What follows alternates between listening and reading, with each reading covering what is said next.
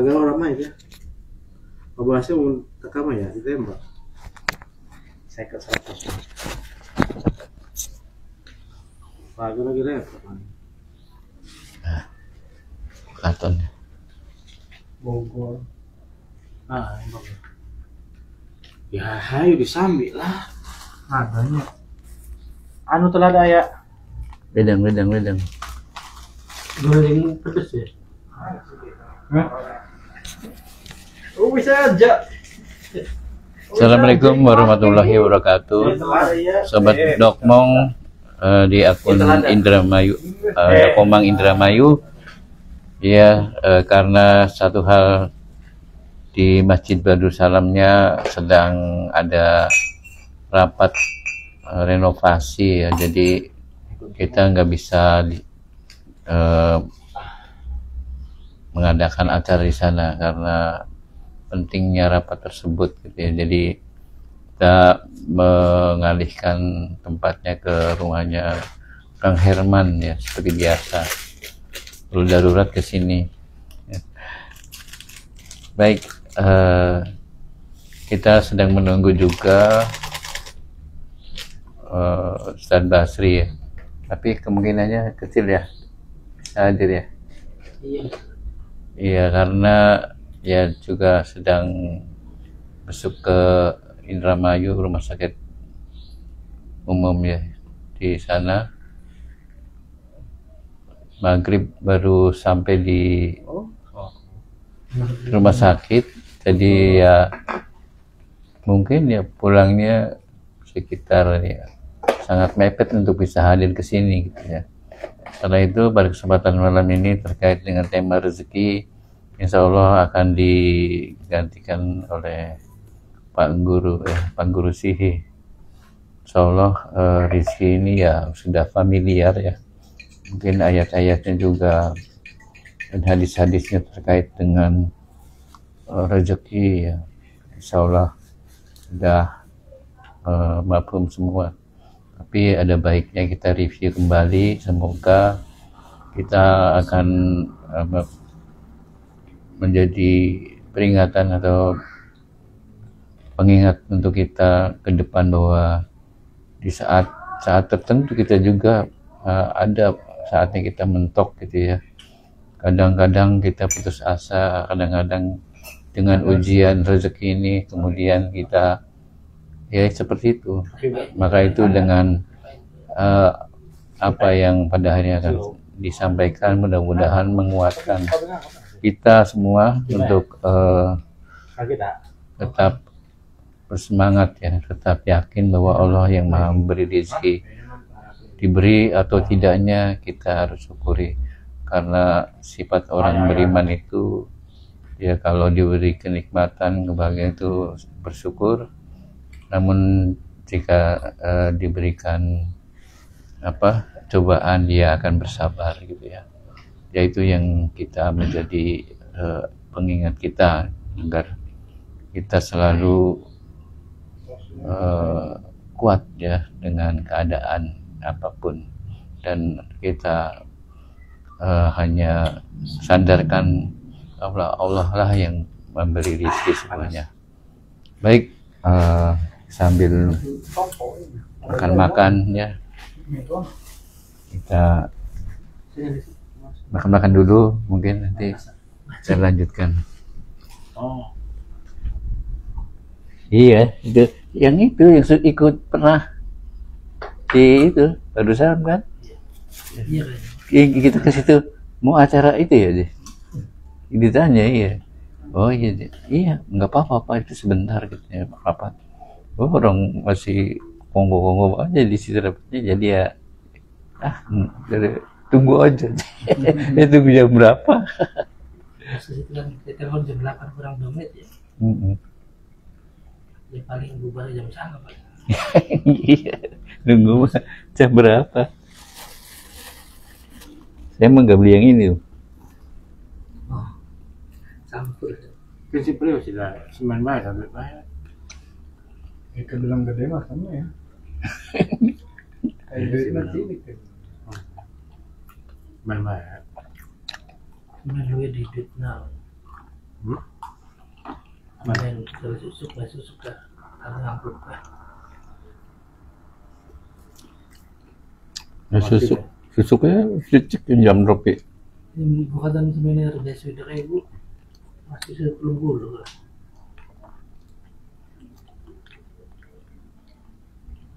Tuh aku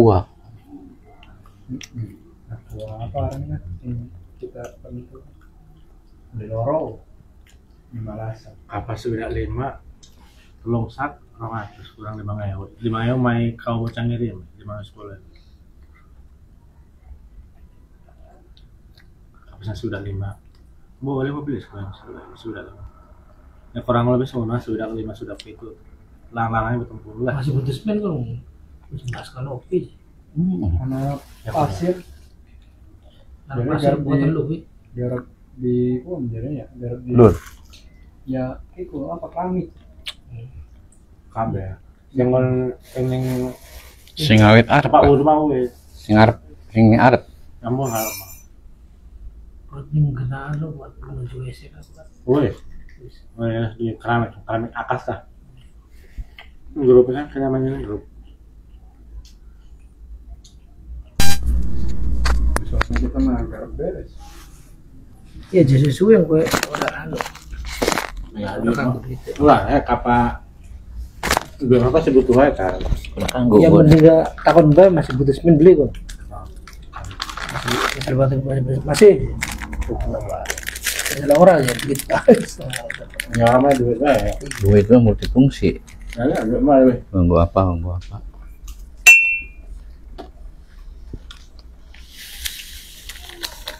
Kita mau mana? Jumat enggak? Lagi Jumat mau mana? Lagi dekat mau kita main. Orang pergi kalinya orang. Apa 5 waktu mau sekali bae kita tajuk. Apa itu? So, Ya kapan maghrib bisa mah bocil-bocil lah. Wong tua paling siji lho. Nah, subuh mah ya seberang subuh kini dewe kan be ada di kan Quran baca-baca. ngaji nih kayaknya guru ya. Ngaji. Begitu salat maghrib juga ngaji kayaknya. Apa subuh mah dewe kan Bukan mah orang yang mana? Sing anu anak bikin. gue. Sekarang siji bocah siji karo mah ada di laporannya anak kita. Pengen aja jadi bu ya wes ngaji bareng juga. Mulai sana subuh mah terus perang subuh kan dewe kan gitu.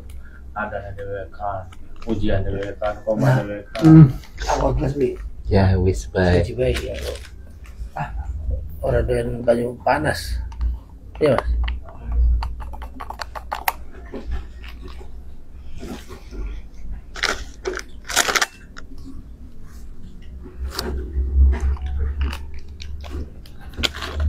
Iya, boleh. Awi muslim. Kalinya caranya sih. BTN bilangnya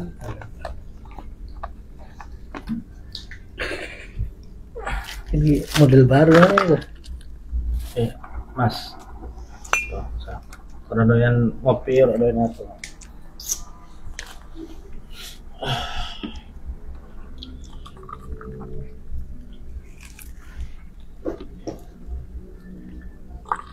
Kadang kita ujian ya sampai jam 5 kurang 10 lah kabarnya terkayos lah komat dewe bae. bukan 4:30 kan? Ada nih mas setengah lima lebih 5 lebih 10.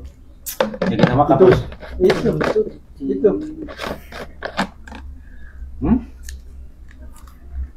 faktor U mah.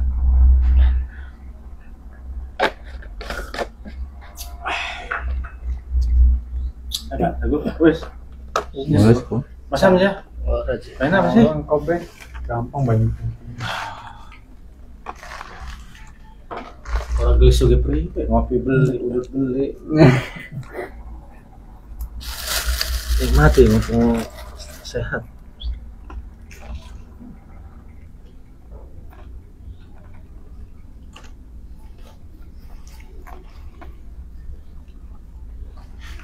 Pada turun apa?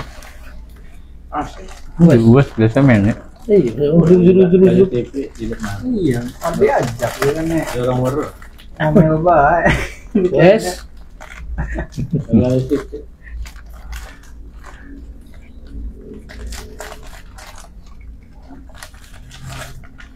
Ada untuk gitu. Makan sing alot-alot.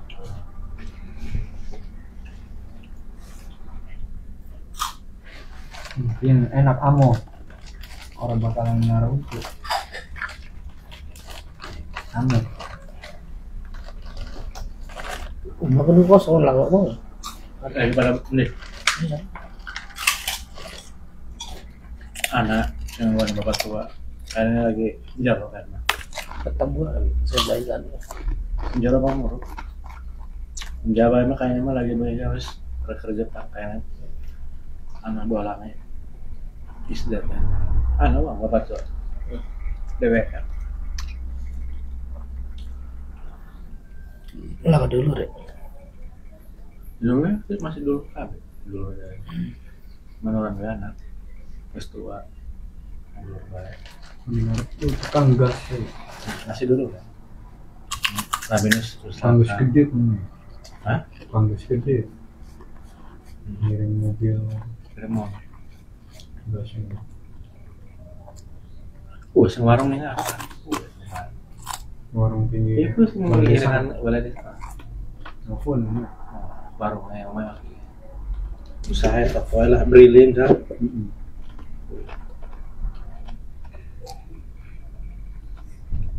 Badai Isya sampai buka ya? Hah? Badai Isya buka. Maghrib kan tutup. Sampai Isya, terus dia datang bawa termos lah. Sampai malam. Faturasi kan. Karena yang lewat yang udah pengen ngopi, pengen transfernya kok dulu. Ini mobilnya kan? Cara mobilnya.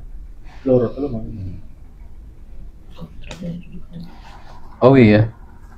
Oh iya. Bisa. Pesantren loh. Ngomong lah. Kayak anaknya ini loh, Sadid Abudin. Ngisi di sana tuh. Ini Bogor kan? Acara di Masjid Nurul ya apa? Yakin apa? Orang kuliah kuliah kan? Mondok. Mondok di tempatnya itu Ustaz Fatih Karim.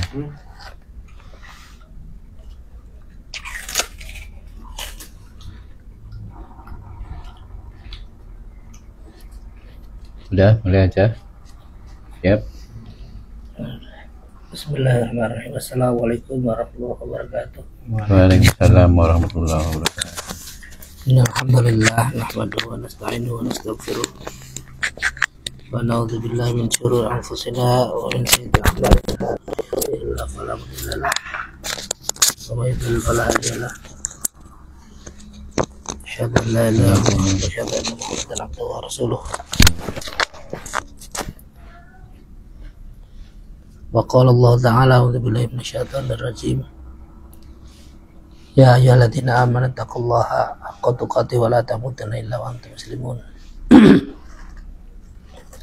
Alhamdulillah kita masih diberikan kesehatan, nikmat iman, nikmat Islam sehingga pada malam hari ini kita bisa berkumpul bersama dalam kegiatan rutin kita yaitu Dokmong, Dodok Bari Ngomong.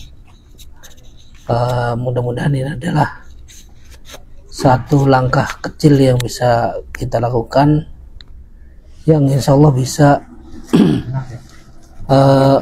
mendekatkan langkah kita dalam membangkitkan Islam. Salawat dan salam semoga senantiasa tercurah kepada junjungan agung Nabi Muhammad Sallallahu Alaihi Wasallam. Beliaulah qudwah bagi kita semua yang menginginkan kebahagiaan di kehidupan dunia maupun di akhirat. Beliau dengan percaya diri ya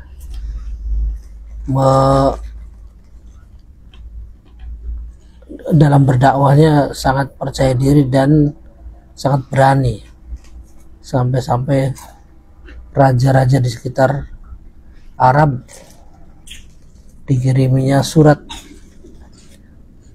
suratnya ya surat untuk masuk Islam, atau raja tersebut kalau tidak mau masuk Islam dia akan menanggung dosa-dosa rakyatnya.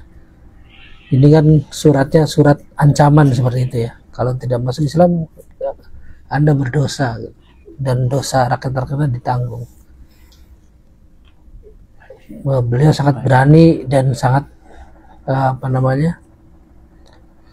sangat percaya diri, sehingga ketika Raja Kisra itu menyobek-nyobek surat beliau ya, maka Nabi mendoakan kehancuran bagi Raja Kisra tersebut, dan beberapa tahun kemudian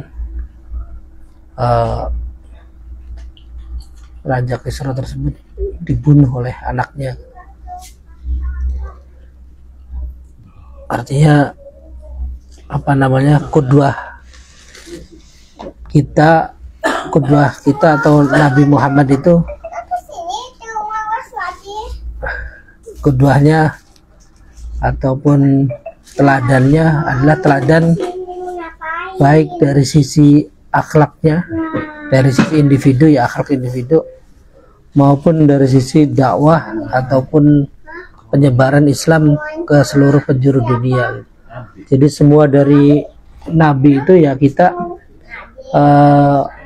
contoh dan kita patut jadikan sebagai panutan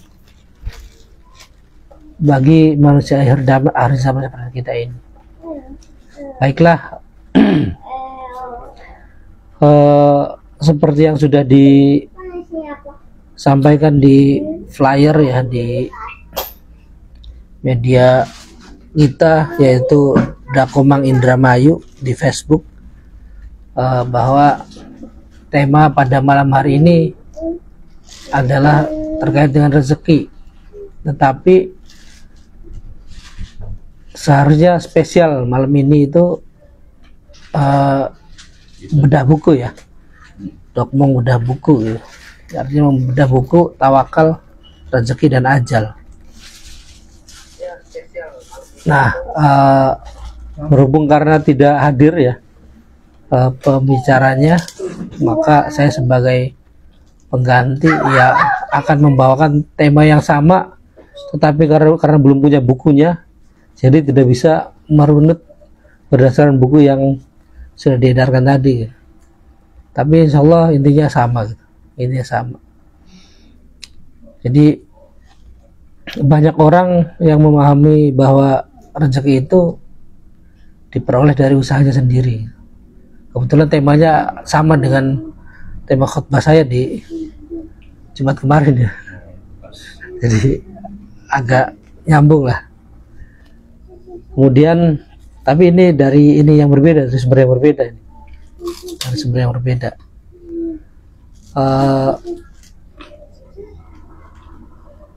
Misalnya ada seorang karyawan, kemudian dia bekerja, kemudian di awal bulan mendapatkan gaji, dan karyawan itu ya menganggap itu adalah rezeki yang dia peroleh dari hasil usahanya. Contoh lain misalnya ada seorang maklar atau calo misalnya. Calo karena kepiawaiannya dalam mendeskripsikan produknya, misalnya calo motor lah ya. Motornya masih bagus, masih halus gitu. Terus masih grass gitu. Mesinnya belum pernah turun mesin dan seterusnya gitu. Karena kepiawaiannya itu akhirnya dia mendapatkan upah dari caloannya itu, dari hasil penjualan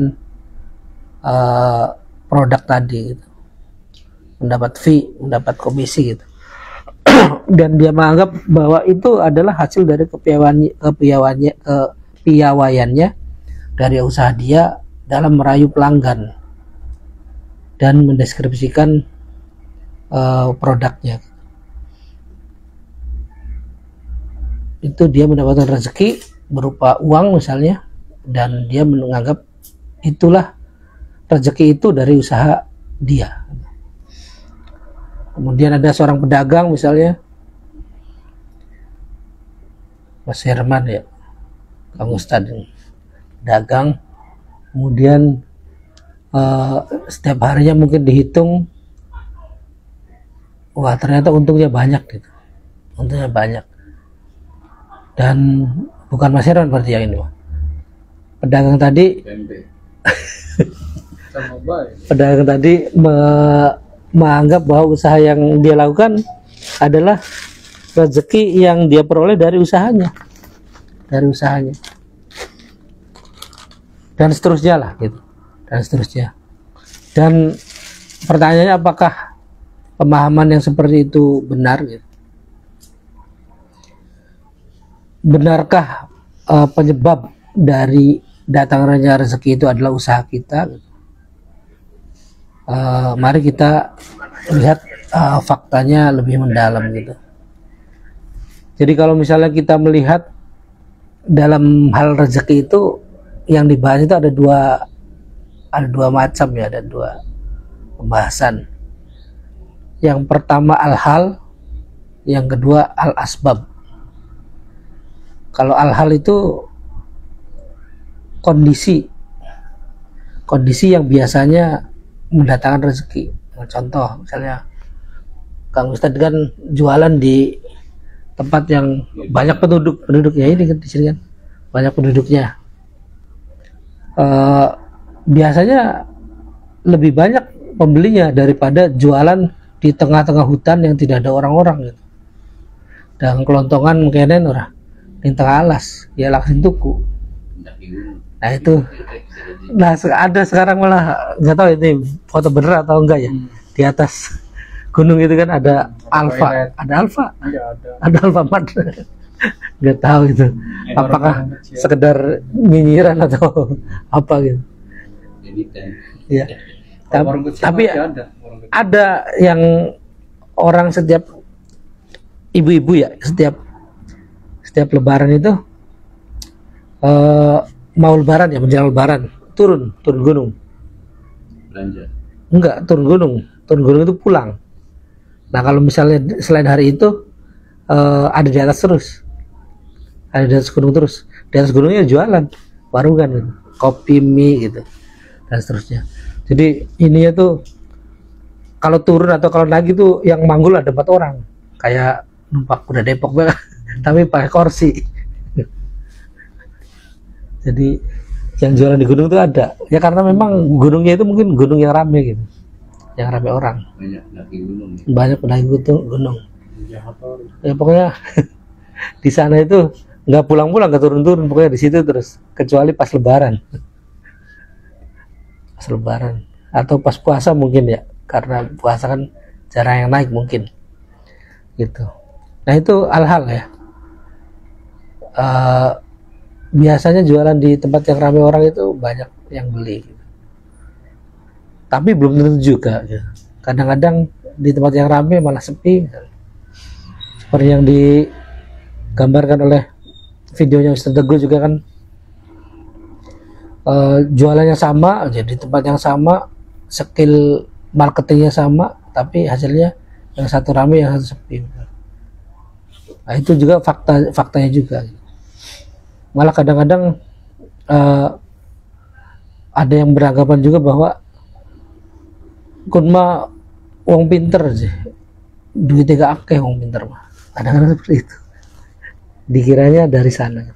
Nah itu hal-hal ya, biasanya seperti itu. Biasanya orang yang punya profesi dokter misalnya, orang yang punya profesi punya proyek misalnya ya, pasti lampu ini kan dia mati beli nanti KB orang yang punya lanjut beli nih ya, jalan kan ya, iya. Orang biasanya aliran mati mati biasanya mah. kan bukan wifi, pakai kuota. Ya anu kalau eksis kalau oh iya telkom apa namanya apa Excel itu Excel itu terakhir kayak gitu. Coba lihat. Iya. Oh, kan saya Biasanya pakai apa? WiFi. Kalau Telkomsel mah enggak. Biasanya seperti itu. Biasanya orang Ya, kan, ya. Sekarang masuk live. Belum mati. Belum mati lampu. Nah ini mati. Masih jalan. Zero gas. Terus lanjut ya. Lanjut aja. Oke. Itu anggapan hal-hal itu seperti itu ya. Jadi ada tempat-tempat yang atau ada usaha-usaha yang biasanya mendatangkan rezeki. Kita bola lampu. Kemudian satu lagi udah jelas kok ini. Intinya. Kelihatan. Ya kayak gitu jelas. Al-asbab itu sebab ya. Jadi kalau misalnya gampangnya gini lah. Kalau misalnya ada orang dipukul gitu kan. Kemudian orang itu merasa sakit gitu karena pukulan tadi. Berarti itu adalah asbab. Plok gitu, sakit. Oh, sakitnya kenapa? Karena dipukul. Nah, itu berarti asbab. Sebab. Nah, kalau sebab ini melihat fakta yang tadi, fakta yang belum tentu yang rame atau di tempat sepi itu sepi, maka itu merupakan rahasia atau gaib gitu. Merupakan rahasia ataupun hal yang gaib. Sebab datangnya rezeki itu hal yang gaib. Maka kalau misalnya kita berpikir sampai kepalanya botak sekalipun, tidak akan mengetahui apa dibalik ataupun apa atau siapa yang menyebabkan atau apa yang menyebabkan datangnya rezeki. Maka untuk melihat di mana ataupun apa yang menyebabkan datangnya rezeki, ya harus dari dalil yang pasti, harus dari dalil yang qat'i, baik itu qat'i dalalah maupun qat'i tsubut, ataupun baik penunjukannya berupa penunjukan pasti. Misalnya penunjukan pasti itu saya sedang makan, berarti saya ini sedang makan, kan jelas sekali kan, pasti siapapun orangnya mendengar pernyataan saya sedang makan itu berarti tahu semua bahwa dia itu makan itu posisinya seperti itu, kondisinya seperti itu. Nah, itu qat'i dalalah ya, atau penunjukannya pasti. Kemudian di samping harus qat'i dalalah ya qat'i tsubut juga. Qat'i tsubut itu sumbernya pasti. Sumbernya pasti ya berarti dari Al-Qur'an kan, dari Al-Qur'an dan hadis mutawatir kan. Nah, maka untuk mengetahui hakikat dibalik rezeki itu dari mana, atau sebab al-asbab dari rezeki itu dari mana, sebab datangnya rezeki dari mana, maka harus diambilkan dari Al-Quran atau hadis mutawatir. Di sini sudah saya siapkan beberapa ayat Al-Quran yang terkait dengan rezeki ya. Dalam surah Al-An'am ayat 142, a'udzubillahi minasyaitonirrajim, kulu mimma razaqakumullah, makanlah dari rezeki yang Allah berikan kepadamu. Dalam surah Ar-Rum ayat 40, a'udzubillahi minasyaitonirrajim, alladzi khalaqakum thumma razaqakum, yang menciptakan kamu kemudian memberimu rezeki. Kemudian a'udzubillahi minasyaitonirrajim, anfiqu mimma razaqakumullah, nafkahkanlah sebagian dari rezeki yang diberikan Allah kepadamu. Kemudian dalam surah Ali Imran ayat 37, a'udzubillahi minasyaitonirrajim, innallaha yarzuqu may yasha, sesungguhnya Allah memberi rezeki kepada siapa yang dikehendakinya. Jadi dari dalil yang qat'i tadi, penunjukannya atau dalalahnya pasti, dalalahnya pasti bahwa rezeki itu dari Allah. Sebutnya ya ini dari Al-Quran. Kalau dari Al-Quran kan berarti pasti benar, 100% benar. Kemudian dalalahnya tadi menunjukkan juga bahwa apa namanya, rezeki itu dari Allah. Artinya al-asbab dari al-asbab atau sebab datangnya rezeki itu ya dari Allah. Bukan dari siapapun, bukan dari usaha manusia, bukan dari kepintaran manusia, bukan dari cara curang manusia misalnya, bukan, tapi dari Allah. Pasti itu dari Allah. Sebab datangnya rezeki itu dari Allah. Tidak peduli apakah orang itu berusaha dengan maksimal, kemudian dengan ilmu manajemen yang sudah teratur misalnya dengan rapi, dari sisi marginnya sudah dihitung dengan benar, kemudian dari sisi pemetaan marketnya, pemetaan pasarnya sudah dipetakan dengan baik, kemudian posisinya juga sudah disurvei dulu dan seterusnya. Kalau misalnya Allah tidak memberikan rezeki, ya tidak turun rezeki itu kepada manusia tersebut gitu. Karena apa? Karena tadi Allah menyatakan dalam Al-Quran bahwa rezeki itu hanya dari Allah, atau sebabnya dari Allah. Kalaupun dia menggunakan ilmu marketingnya, ilmu manajemennya, ilmu pemetaan keuangannya dan seterusnya, yaitu hanya hal-hal saja, hal-hal yang biasanya mendatangkan rezeki gitu. Lalu muncul kan pertanyaan, kalau misalnya sebab datangnya rezeki itu mutlak dari Allah, tidak terpengaruh dari usaha manusia, tidak berpengaruh dari kepintaran manusia, maka ya wis bae aja, meneng bae, tidak usah berusaha lagi gitu, pasrah saja kepada Allah gitu. Apapun yang diberikan Allah, itulah rezeki kita gitu, dan manusia tidak usah berusaha payah mencari rezeki. Nah, tentu pernyataan yang seperti ini juga pernyataan yang salah gitu. Pernyataan yang salah. Yang tadi di awal rezeki berasal dari usaha manusia atau sebab datangnya rezeki dari usaha manusia, itu pernyataan yang salah. Begitu juga pernyataan yang menyatakan bahwa ya wis bae aja karena asbabnya rezeki itu dari Allah, atau sebab datangnya rezeki dari Allah, maka ya udah tidak usah berusaha saja, pasrah bae di Gusti Allah. Nah, maka pernyataan yang salah atau keyakinan yang salah yang kedua ini juga harus kita jawab, harus kita jawab. Lilin, ya, maaf tadi. Oke, lanjut ya. Maka rezeki itu kalau misalnya dikaitkan dengan qada dan qadar, ya, yang tadi al-asbab tadi, sebab datangnya rezeki tadi, itu termasuk qada, atau yang menguasai manusia gitu. Rezeki itu berasal dari Allah, dan itu berasal dari Allah, dan kalau qada itu berarti tidak dihisab kan. Sama dengan ketika saya misalnya lahir dari perut ibu saya, kemudian dalam kondisi rambutnya ikal misalnya, rambutnya ikal, ya sudah, itu qada kan. Ini Pak. Tidak, ya itu contohnya. Luas itu.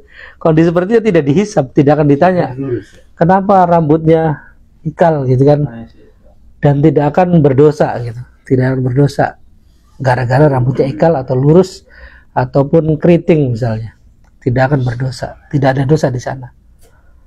Nah, itu al-asbab ya. Nah, berarti yang al-halnya tadi adalah hal-hal yang dikuasai oleh manusia. Hal-halnya atau hal-hal yang biasanya mendatangkan rezeki tadi itu berasal dari manusia, dan itu hasil usaha manusia, dan itulah yang akan dihisab. Itulah yang akan dihisab. Maka kalau dihisab, ya berarti akan mengandung pahala dan dosa gitu. Akan mengandung pahala dan dosa. Maka urutannya kan Allah Subhanahu wa taala sebagai asbab dari datangnya rezeki, kemudian manusia mengusahakan berupa hal-hal tadi agar rezeki itu datang, dan itu adalah usaha dari manusia. Jika usahanya adalah usaha yang halal, maka melahirkan rezeki yang halal. Dan itulah kepemilikan. Itulah rezeki yang halal tadi adalah merupakan milik kita, milik manusia tersebut. Dan jika usaha yang dilakukan adalah usaha haram, maka rezekinya adalah rezeki yang haram. Maka dia akan berdosa dan dia akan bertanggung jawab nanti di akhirat terhadap usaha yang haram yang dilakukannya. Nah, kalau misalnya dikaitkan dengan tawakal, nah berarti kaitannya ada kaitan dengan qada dan qadar ya. Ada kaitan dengan tawakal, materi 2 minggu yang lalu kan. Kalau dikaitkan dengan tawakal, ya untuk yang menguasai manusia tadi, yang al-asbab tadi, maka kita harus yakin bahwa rezeki itu dari Allah gitu. Yakin bahwa rezeki itu dari Allah, sebab datangnya rezeki dari Allah, dan yakin bahwa Allah akan selalu membantu kita gitu. Dan ketika kita yakin, ketika kita berusaha mengusahakan yang halal, kemudian kita yakin bahwa Allah itu pasti akan membantu kita. Dan itu juga akan memunculkan semangat bagi kita dalam mencari rezeki. Jadi mencari rezeki yang kita lakukan itu, mencari rezeki udah bersemangat karena kita yakin bahwa Allah yang akan menurunkan rezeki kepada kita. Kemudian pada hal yang dikuasai manusia, kita senantiasa terikat dengan syariat Allah. Karena kita yakin bahwa tidak ada pengaruhnya saya melakukan usaha yang haram dan usaha yang halal, tetap saja rezekinya yang diturunkan Allah segitu kan. Tetapi ketika misalnya kita melakukan usaha yang halal, maka kita berpahala. Kita melakukan usaha yang haram, maka berdosa. Dan apabila kita tidak berusaha misalnya, udahlah memilih tidak berusaha, ya maka itu berdosa juga. Karena salah satu kewajiban dari manusia itu kan, terutama yang laki-laki ya mencari nafkah. Setelah balik itu kewajibannya adalah mencari nafkah. Mencari nafkah pertama untuk diri sendiri, dan kalau misalnya punya tanggungan berupa istri dan anak misalnya, ya berarti punya tanggungan terhadap mereka juga, punya tanggungan terhadap mereka juga. Dan dengan memahami itu, kita ya akan senantiasa terikat dengan apa yang telah Allah syariatkan. Dan kita juga harus terikat juga dengan sunatullah tadi kan, al-hal itu ya harus terikat dengan sunatullah. Jualan dengan kemasan menarik gitu kan, itu akan sangat mungkin lebih disukai daripada kemasan yang biasa-biasa aja. Nah, maka langkah-langkah yang harus kita lakukan, ya kita itu harus yakin dengan rezeki itu ya dari Allah gitu ya. Kemudian senantiasa berpegang teguh pada hukum syara, dan manusia harus terikat dengan sebab-sebab kepemilikan, bukan sebab-sebab datangnya rezeki. Jadi harus usaha yang dilakukan adalah usaha yang halal. Kemudian kita juga tidak akan takut gagal, karena yang kita lakukan itu ya pasti Allah ridhoi, pasti Allah yakini. Usaha halal yang kita lakukan itu pasti Allah ridhoi gitu. Pasti Allah akan membantu kita, pasti Allah akan membantu kita. Nah, itu kaitannya dengan tawakal ya. Nah, kita juga tidak akan takut untuk menyampaikan kebenaran. Takutnya misalnya, kalau misalnya saya menyampaikan kebenaran, kok MPE orang payu misalnya, menyampaikan misalnya terkait khilafah misalnya, kok MPE orang payu, ya tidak ada kaitannya. Tidak ada kaitannya dengan rezeki itu. Misalnya mangkat JM deh, kok lakar rezeki aja, rezeki orang teka, ya tidak ada kaitannya. Tidak ada kaitannya juga. Tidak ada kaitannya. Karena yang harus menjadi poros bagi kita itu, yang sudah memahami agama ini secara utuh ya adalah mendakwakannya. Dan itu poros utama hidup kita itu ya dakwah. Harus yang diutamakan dakwah, karena dakwah itu yang menentukan secara dominan, menentukan secara dominan apakah mereka itu selamat atau tidak gitu. Kalau misalnya dakwahnya berhenti, maka insya Allah semua tidak akan selamat gitu. Dakwah itu berarti semua tidak akan selamat. Bisa jadi semua masuk neraka semua gitu. Kalau dakwahnya berhenti, maka dakwah itu harus menjadi poros. Dan ini agak berat gitu, dan itu seharusnya lebih diutamakan daripada yang lainnya. Karena dengan dakwah artinya kita menolong Allah kan. Dengan kita menolong Allah, pasti Allah akan menolong kita. Intan surullah yang surukum. Siapa yang menolong Allah, atau jika kamu menolong agama Allah, maka Allah akan menolong kamu. Wa yastabit aqdamakum, dan akan meneguhkan kedudukanmu. Allah a'lam bishawab. Wassalamualaikum warahmatullahi wabarakatuh. Waalaikumsalam warahmatullahi wabarakatuh. Terima kasih Pak Guru Sihi tadi sudah memaparkan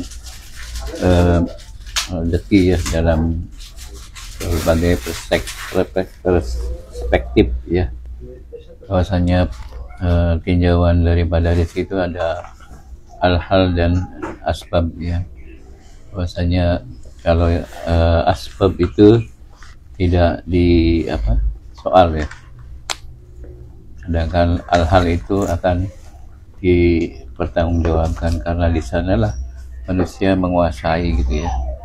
Karena segala upaya bentuk mencari rezeki itu akan dilihat gitu, apakah menyandarkan pada syariat Allah apakah tidak gitu ya, sehingga posisi kita akan ada di mana tergantung bagaimana kita memperhatikan atau tidak,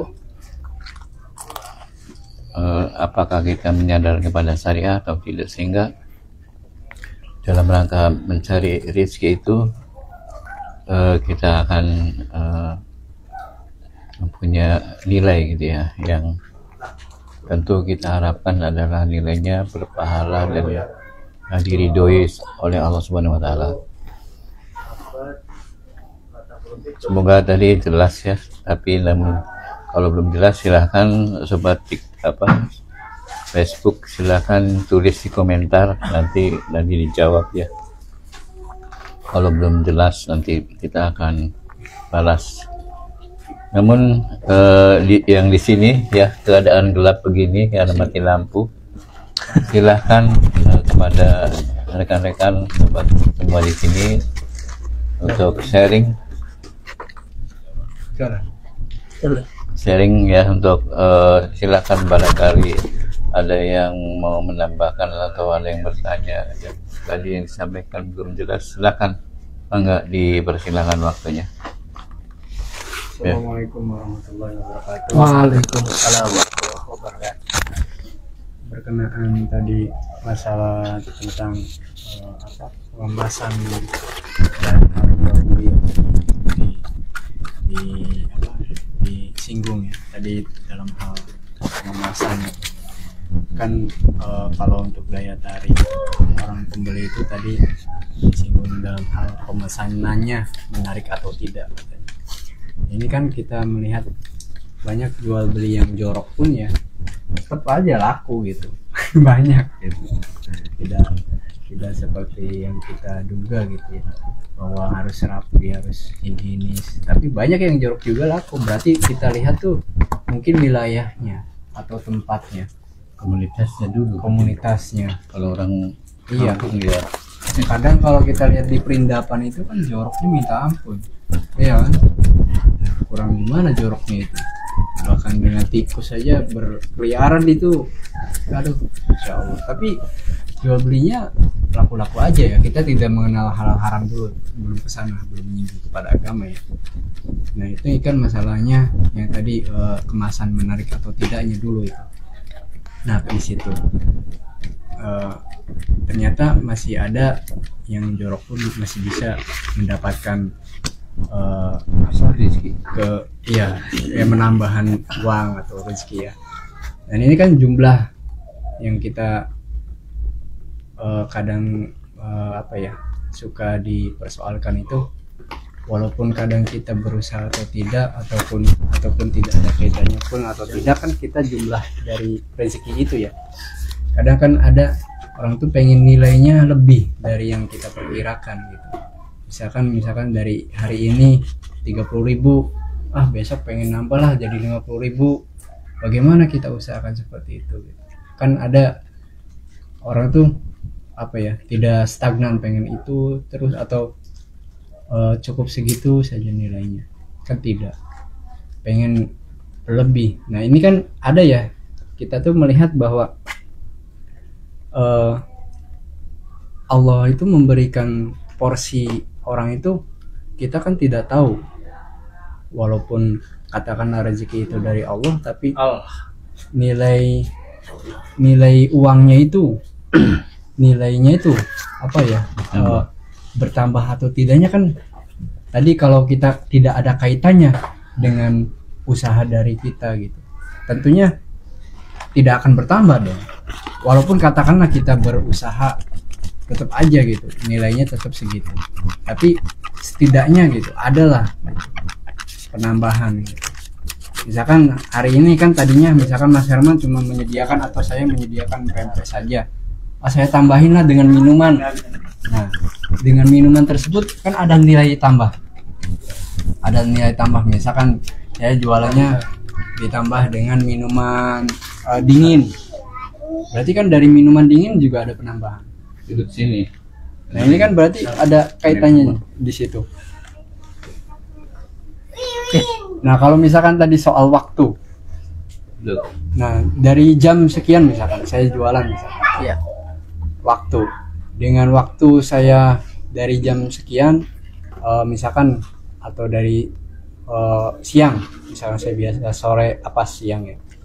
Nah kadang emang betul bahwa rezeki itu ditentukan. Emang saya juga suka berpikir secara secara rasional juga. Tapi memang betul ada keanehan juga ya. Memang betul ajaib juga. Biasanya kan berapa porsi itu dari siang sampai sore itu kadang belum habis ya. Tapi pada saat yang sama, jam yang sama, belum 2 jam itu kadang 3 jam udah habis. Alhamdulillah ada yang borong. Itu memang ada masuk rasional dan tidak gitu. Memang ada. Dan itu memang jumlah tadi sudah dibahas ya.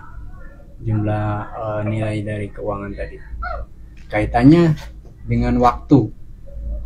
Nah, ini kan perlu kita planning kan, bahwa ini waktu jam-jam sekian ini orang ini ada yang membeli gitu. Tidak mungkin kita planning waktu nanti subuh jualannya, kan tidak mungkin. Kan ada planning jam itu, jam sekian itu biasanya Suka kuning mau subuh. itu jam suka kuning. Nah itu kan berarti kita ada planning tuh, berarti target gitu maksudnya. Biasanya kan gitu, itu kan berarti termasuk kaitannya juga dari situ. Mungkin begitu sajalah yang dari saya. Terima Apa kasih.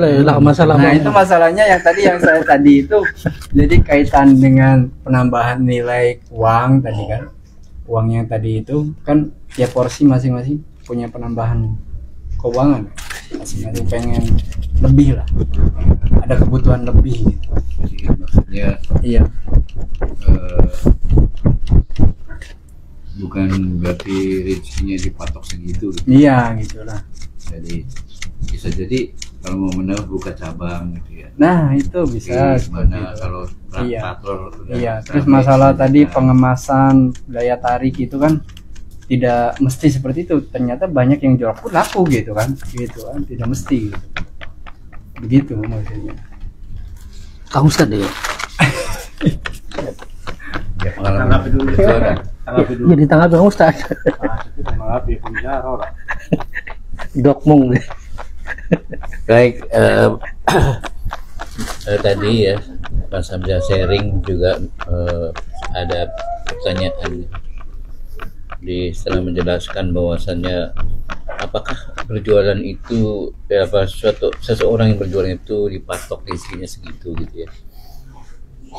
Ya itu mana tahu kita kan Allah itu mematok seberapa ya, tetapi sepanjang kita dengan halnya ya kita bisa melakukan aktivitas tadi, menambah jajaran produknya setelah MPMP, mungkin tambahan Es dawet. es dawet dan sebagainya. Jadi Iya, produknya itu banyak gitu variannya, maka akan ada peningkatan penjualan, yaitu halnya ya, yaitu ilmunya. Jadi cara memancing atau merangsang Ya, sok.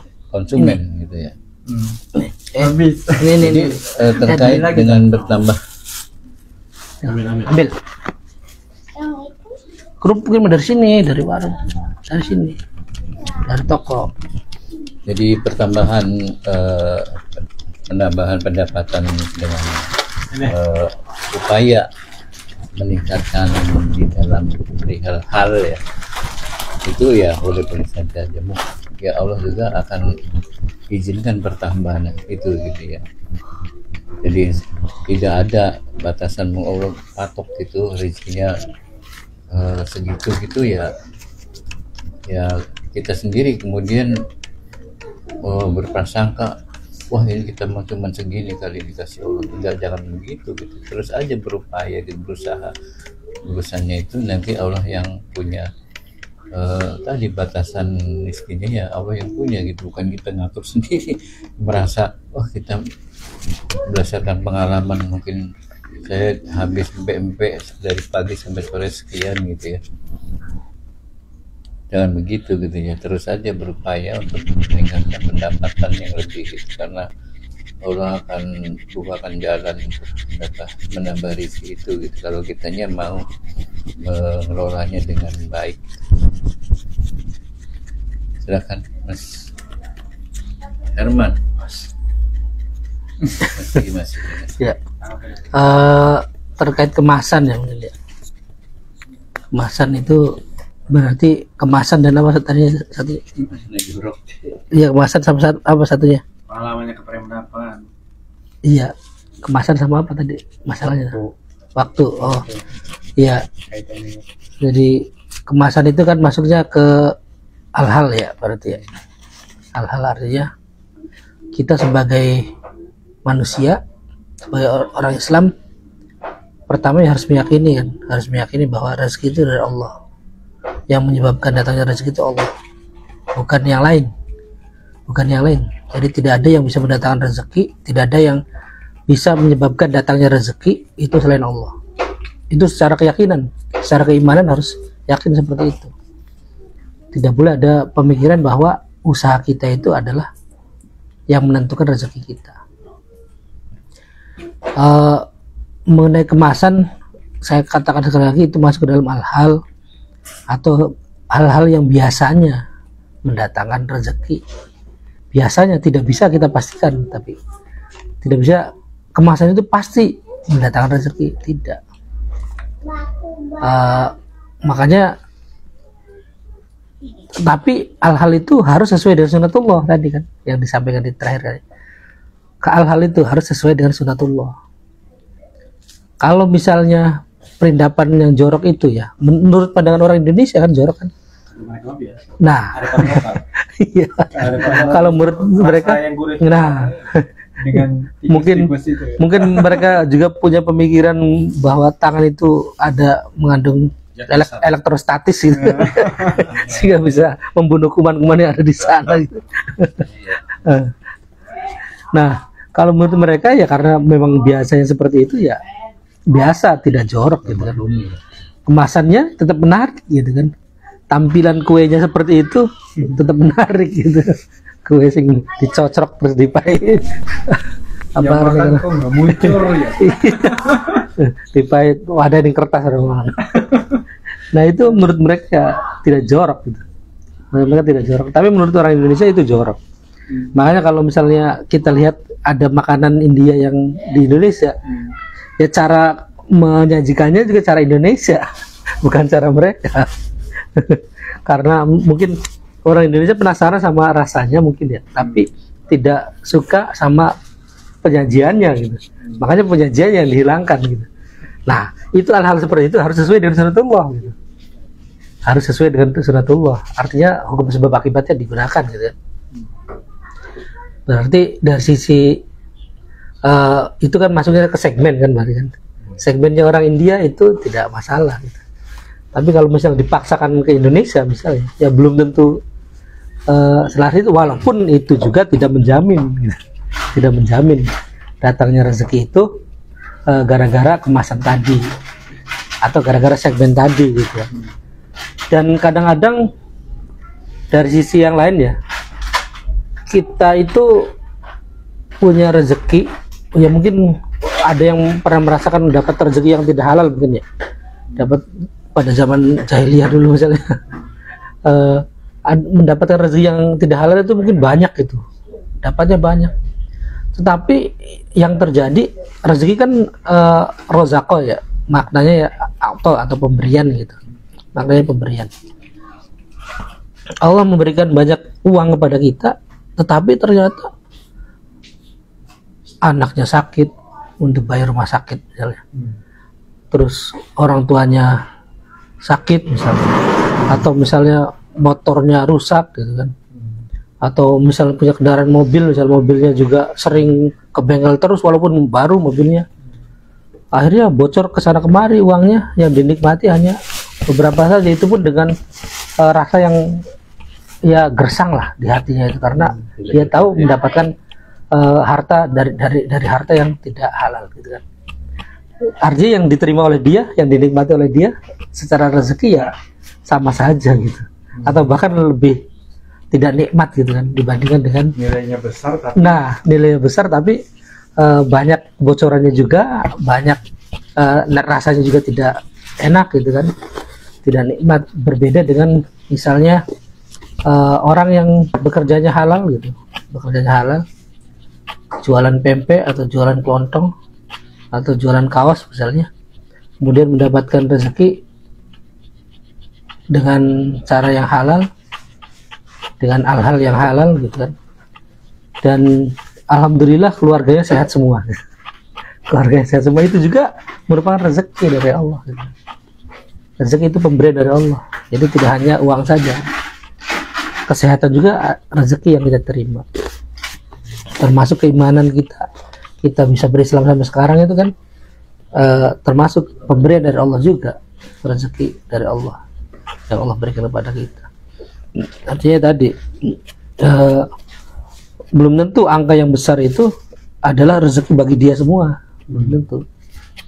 Orang yang dulunya misalnya pegawai bank misalnya, gajinya 25 juta misalnya, sekarang hanya penjual buku yang penghasilannya mungkin hanya 100.000 sehari gitu misalnya, itu bisa jadi lebih berkah.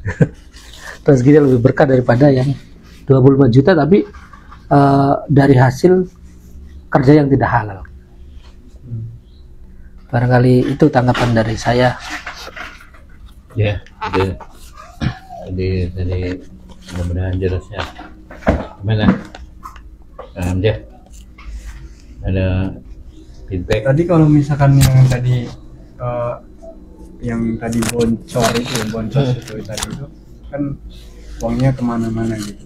Nah, orang yang menerima uang itu kan tentu uang yang misalkan yang baik itu dari rumah sakit, itu kan pegawainya menerima uang dari yang boncosan tadi gitu kan, yang dari yang haram tadi misalkan, atau yang tadi tambal ban atau yang ganti ban, itu kan berarti menerima orang itu dari uang-uang yang tadi yang haram tadi gitu. Itu bagaimana? Itu mereka itu mendapatkan rezeki yang halal atau memang bagaimana? Ya kalau menurut saya ada dua jawaban itu tuh. Pertama kan dia tidak tahu juga kan, tukang tambal ban dipakai duit oli begal kan, orang buru pedik kan, duitnya oli begal apa oli kerja benar, itu kalau itu dari situ. Kalaupun misalnya jawaban lainnya mungkin ya ada dua macam sih harta haram itu menurut Ustaz Siddiq itu kan di tulisannya. Ada harta yang diperoleh dari transaksi atau akad yang haram, dan ada yang diperoleh dari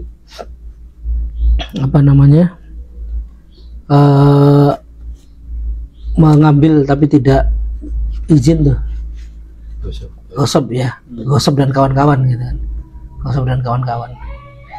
Kalau gosop dan kawan-kawan, ya gosop itu beri ada gosop, ada mencuri, begal, merampok gitu kan, pokoknya ngambil tapi tidak izin gitu. Klepton. Ya, klepto juga mencuri maksudnya ya. Nah itu, nah kalau hartanya dari korupsi, termasuk korupsi juga, hartanya dari sana, maka kita itu menerimanya juga tidak boleh. Kalau tahu ya. Iya, gampangnya gini lah, kepala keluarga ya, kepala keluarganya itu bapaknya itu Korupsi. korupsi misalnya, kemudian dia kan punya kewajiban untuk memberi nafkah kan ke istri dan anak-anaknya kan. Nah dia kasih nafkah dari uang hasil korupsi. Nah si istri itu menerima nggak apa-apa, boleh.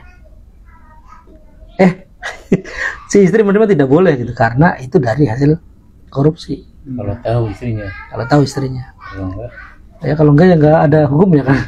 Kalau enggak ada. Nah tapi kalau misalnya uang itu dari hasil kerja di bank, jelas. dia kan menerima uang yang haram kan, si suaminya kan, gaji dari bank itu kan haram.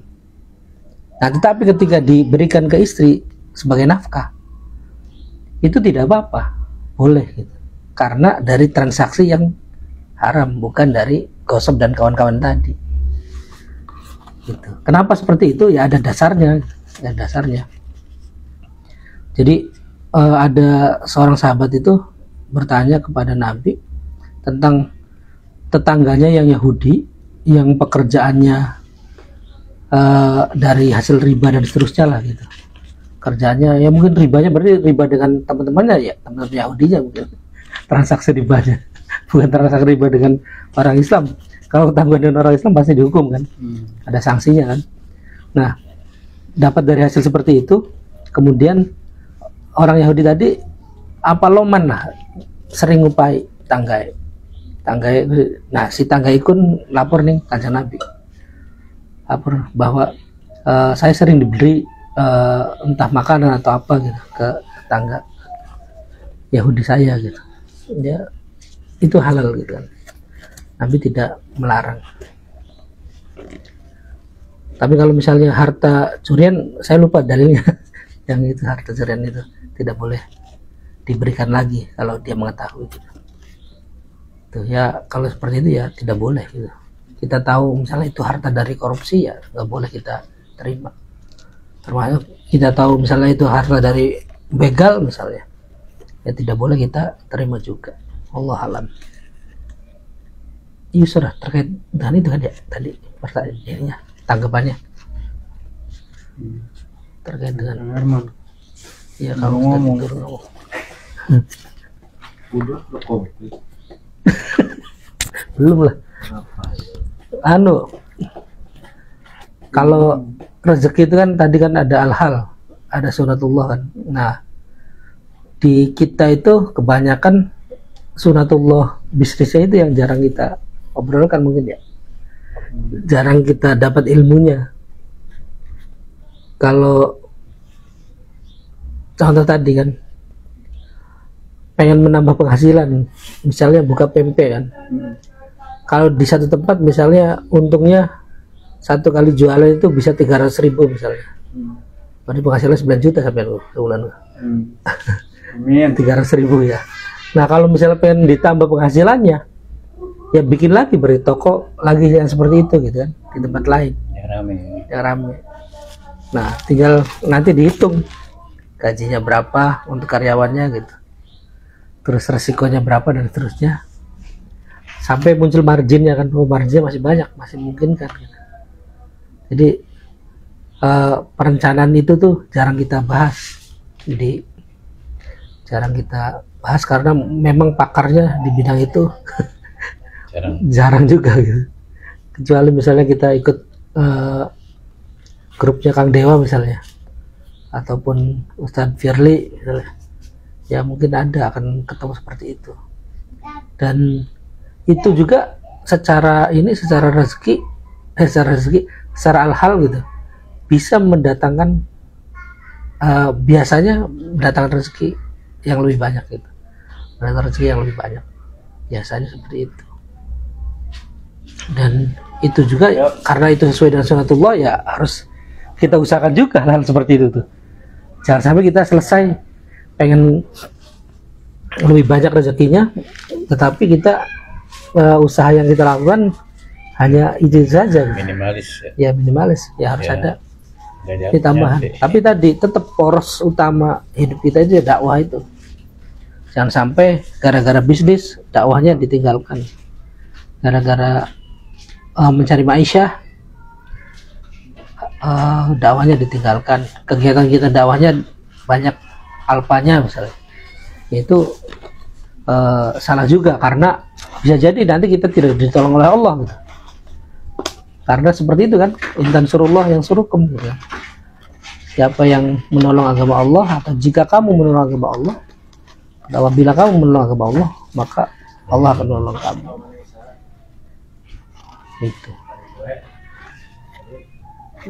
hal ditambahkan oleh Ustaz Teguh. Ya, jadi poin tadi ya terakhir itu sangat apa namanya, fenomenal ya. Jika kamu menolong Allah, maka kamu akan ditolong. Harus yakin itu bahwasannya poin utama kita adalah menolong Allah. Menolong Allah itu bukan berarti Allah tak berdaya apa-apa, tapi agama Allah ini mari kita perjuangkan, tegakkan gitu. Sehingga hukum-hukumnya itu berlaku di bumi Allah ini, bukan hanya disimpan di dalam lemari-lemari Al-Quran dan hadis itu simpan aja, tetapi diterapkan di bumi Allah ini. Nah itulah kita menolongnya supaya diterapkan. Apapun usaha kita, seberapapun upaya kita lakukan gitu ya. Seperti Kang Herman sering sampaikan, walaupun semut itu melakukan satu hal yang sedikit ya, menolong api, iya itu, tapi upaya itu ada izahnya gitu. Jadi sebenarnya kita itu ingin mempunyai ijazah di mata Allah bahwa kita sudah melakukan aktivitas menolong Allah gitu ya, dengan jalan ya sekuat semampu kita turut berdakwah di jalannya gitu ya. Nah nanti kalau kita sudah begitu, nanti kita akan ditolong ya, mau dalam bisnis kita, dalam pekerjaan kita dan yang lainnya. Lalu kita bertanya gitu ya, kok orang kafir itu nggak melakukan aktivitas menolong agama Allah, kok kaya raya gitu ya, Elon Musk gitu ya, atau siapa ya orang kaya, atau siapa itu yang punya Facebook, Mark Zuckerberg ya, oh menolong Allah juga dia kaya lah, berarti salah dong gitu. Kalau kita tolong Allah maka kita akan ditolong gitu. Nah, orang kafir kok, nah itu kan mungkin Mas Herman yang bisa menguraikan. Nah ini ya, mangga. Kayak dipukul aja. Jadi,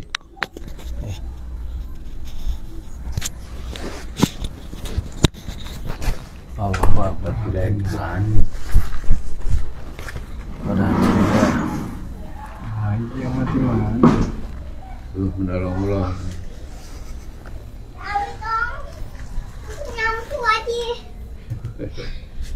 Nanti ambil lagi. Duduk, minum itu duduk. Ini duduk, jangan jauh-jauh. Ah, Nah itu. baik. Assalamualaikum warahmatullahi wabarakatuh. Waalaikumsalam warahmatullahi wabarakatuh. Saya rasa udah jelas ya tadi, udah gamblang lah apa yang sudah dipaparkan oleh Pak Guru ya terkait sunatullah atau hal yang tadi itu ya. Saya kira udah jelas gitu.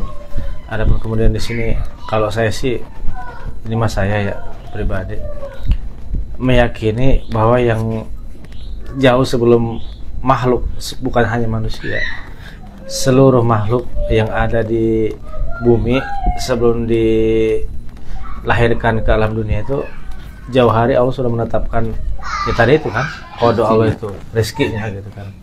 Dari sisi kode Allah itu ya memang Allah udah tetapkan itu sampai dia mati baru rezekinya habis gitu. Kalau masih ada rezekinya meskipun dia untuk menemukan satu biji kurma kesusahan, kalau misalnya Allah masih belum menghabiskan rezekinya dia akan bertahan hidup gitu. Jadi kalau saya pribadi sih tadi yang dikutip sama Pak Guru Sihi, innallaha yarzuqu liman yasha wa yaqdiru liman yasha. Allah memberikan rezeki kepada yang dikehendakinya dan membatasi liuqdiru liman yasha, membatasi kepada yang dikehendakinya. Kalau saya pribadi ini ayat yang saya jadikan sandarannya. Kenapa? Yang pertama, Allah itu kan sudah menjamin rezeki semua makhluk, tidak hanya manusia, apapun. Bahkan kalau kita ambil contoh sederhana, cicak lah gitu kan. Cicak itu makhluk yang tidak mempunyai sayap, yang dia hanya bisa apa-apaan di tembok, kayak ngododoho. Sedangkan mangsanya itu hampir 90% yang bersayap. Coba perhatikan cicak. Yang dimangsa oleh cicak itu nyamuk, serangga-serangga kecil, ya binatang-binatang kecil. Kalau secara akal kita gitu kan, bagaimana bisa makhluk yang tidak mempunyai sayap justru menjadi predator bagi makhluk yang justru mempunyai sayap itu sendiri, seperti nyamuk kan itu. Tapi kan Allah, karena Allah sudah berjanji akan dikasih rezeki, ya itu tadi dia hanya menjalankan apa yang sudah Allah gariskan kepadanya gitu. Kayak kita manusia, kita terlahir dalam keadaan contoh seperti saya, keluarga saya ya sederhana lah gitu. Kalau mau disebut miskin kayaknya kurang bersyukur gitu ya, karena masih nemu dahar lah gitu. Tapi itu kan kode Allah. Dan saya meyakini rezeki orang tua saya, ya rezeki orang tua saya itu termasuk rezeki saya yang melalui perantara orang tua saya gitu. Adapun kemudian setelah kita dewasa, lepas dari orang tua, ya kita diberikan amanah untuk mengasah kemampuan diri gitu kan. Hal-hal tadi itu sunnatullah itu, kalau misalnya seorang pekerja ya dia harus menguasai semua yang berkaitan dengan pekerjaannya, profesinya. Adapun kemudian seorang guru ya sama aja, dia juga harus menguasai materi dari pendidikan yang akan harus diajarkannya. Kalau dia lebih condong ke misalnya wira swasta, berbisnis, berniaga, ya yang di sunatullahnya itu dia juga harus mencari ilmu tentang itu gitu. Karena kan patokannya tadi innallaha yarzuqu man yasha'u wa yaqdiru liman yasha'. Allah melebihkan rezeki kepada yang dikehendakinya dan Allah mencukupkan kepada yang dikehendakinya. Kenapa ada si miskin, ada si kaya? Itu tadi. Tidak semua kaya, tidak semua miskin. Karena Allah sendiri yang menyatakan itu. Allah lebihkan rezeki kepada siapa yang dikehendakinya dan Allah cukupkan kepada siapa yang dikehendakinya. Dan itu adalah ujian bagi kita gitu. Apakah kita menerima dengan qanaah apa yang sudah Allah gariskan kepada kita? Contoh, kalaulah memang kekuatan fisik jadi patokan untuk mengukur rezeki, yang lebih banyak fisiknya itu harusnya lebih banyak duitnya, harus lebih banyak rezekinya. Kan faktanya tidak seperti itu. Ya siapa yang lebih kuat, banyak mengeluarkan tenaga, energi, ya mohon maaf ya saudara-saudara kita yang di tukang bangunan, tukang macul misalkan, dari pagi sampai asar sampai duhur kepanasan, dibakar matahari badannya, ya mohon maaf gitu ya, tapi nggak seberapa bila dibandingkan dengan hanya dokter duduk menunggu pasien yang datang tinggal kasih resep 200.000, 300.000 satu orang. Kalau misalnya dia punya pasien 20 orang sekian juta. Sedangkan si tukang macul, si tukang kuli bangunan satu hari sampai dari pagi sampai sore dia udah segitu dengan. Kan tadi itu. Jadi kita harus paham situ konsepnya supaya kita lebih ke qanaah menerima apa keputusan Allah. Ya emang rezeki kita segitu. Ya kan gitu. Jadi kita lebih enak menjalani hidup gitu, lebih tenang gitu. Karena pada dasarnya kan kebahagiaan itu nggak diukur dari banyaknya materi kan itu, nggak diukur dengan dari banyaknya materi. Cuman bagaimana kita mensyukuri apa yang Allah kasih. Adapun kemudian kita ingin mengembangkan potensi diri kita, seperti tadi, bagaimana kemasan itu supaya menarik, bagaimana usaha itu supaya lebih banyak pemasukan, harus dibuka cabang misalnya. Iya, itu bagian ikhtiar kita, dan Allah berjanji itu akan dikasih atas kemampuan orang yang untuk mengasah dia itu. Cuma satu benang merahnya itu bahwasanya rezeki kita itu sudah diatur. Contoh Mas Hamzah sekarang punya PMP satu tempat, buka 2 titik lagi misal kayak tadi, perkiraannya 300 satu tempat, berarti kalau 3 tempat 900. Itu kan hitungan kita, matematika kita sebagai manusia. Tapi kan kata Allah belum tentu seperti itu. Bisa jadi matematika Allah itu 3 buka cabang, ternyata dikasih lagi down, lagi lesu, dikasih 100 satu tempat, 100 satu tempat, 100 satu tempat, jadi 300. Intinya 1 sama 3 itu Allah sudah pastikan rezeki Mas Hamzah itu ya 300, meskipun 3 cabang juga ya mungkin dibagi sama Allah, yang 1 200, yang 1 50, yang 1 50, atau yang 1 125, yang 1 75, yang 1 100 misalkan, jadi tetap 300. Kalau saya seperti itu, meskipun sudah mengasah dan dalam proses mengasah potensi diri itu akan Allah ganjar pahala buat Mas Hamzah gitu, karena sudah berusaha untuk berikhtiar. Terus yang tadi disinggung bagaimana kemudian orang-orang yang justru tidak mengenal Allah, justru yang tidak mengenal Allah, justru yang tidak menyembah Allah, kenapa Allah berikan keberlimpahan duniawi gitu ya. Itu satu sisi perlu kita balik lagi ke awal tadi, kode Allah itu dan sunatullah itu. Kalau kode Allah memang dia menakdirkan Mark Zuckerberg siapa? Mark Zuckerberg sama Elon Musk itu memang jadi bilioner bahkan untuk saat ini. Itu memang kode Allah. Alhamdulillah. Itu memang kode Allah. Allah takdirkan untuk jadi orang kaya raya, tidak ketulungan lah gitu ya. Adapun kemudian usaha dia itu ya memang itu orang yang tidak mengenal Allah pun kalau dia berikhtiar untuk mendapatkan sesuatu yang ini Allah kasih. Menjadi wajah. Iya, Allah kasih. Majada wajah itu berlaku. Asbab itu hukum sebab akibat itu berlaku.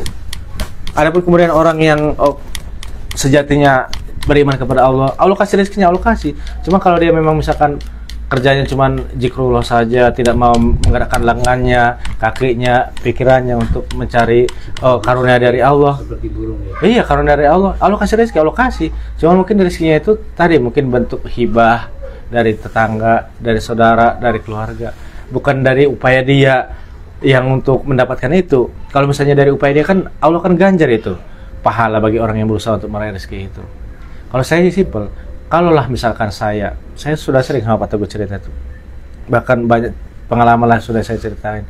Kalau memang saya meyakin saja sih, waktu saya ngider juga kerja keliling kan, saya berangkat jam 1 jam 2, jualan itu paling 2 jam. Cuma saya berangkat dari rumah bismillahirrahmanirrahim, saya yakin Allah kasih rezeki, entah di titik mana, entah di gang mana, entah di kampung mana, saya yakin Allah kasih rezeki. Adapun kemudian berapa nilainya, ya saya harus dari Allah, saya harus mensyukuri. Mau Allah kasih banyak, alhamdulillah. Mau kasih Allah sedikit, alhamdulillah. Tapi pasti Allah kasih rezeki itu. Nominalnya itu ya itu mah kesan Gusti Allah gitu. Ya, kita jangan ngatur Tuhan lah kalau istilahnya John LBF itu. Ya Allah pasti kasih rezeki. Adapun kemudian besar kecilnya itu balik lagi ke kamunya. Apakah kamu menerima sebagai wujud taat kepada Allah, sebagai wujud iman kepada Allah, kan gitu kan? Apakah justru mengeluh? Padahal kan Allah udah jelas, ya kan? Udah jelas di Al-Quran juga banyak bertebaran bahwasanya barang siapa yang bersyukur Allah akan tambahi, kan gitu. Dan barang siapa yang ingkar, ingatlah azab Allah itu pedih gitu. Jadi kalau saya mah ya apa sih? Kok kita itu sebenarnya yang bikin repot itu ambisi kita, keinginan kita.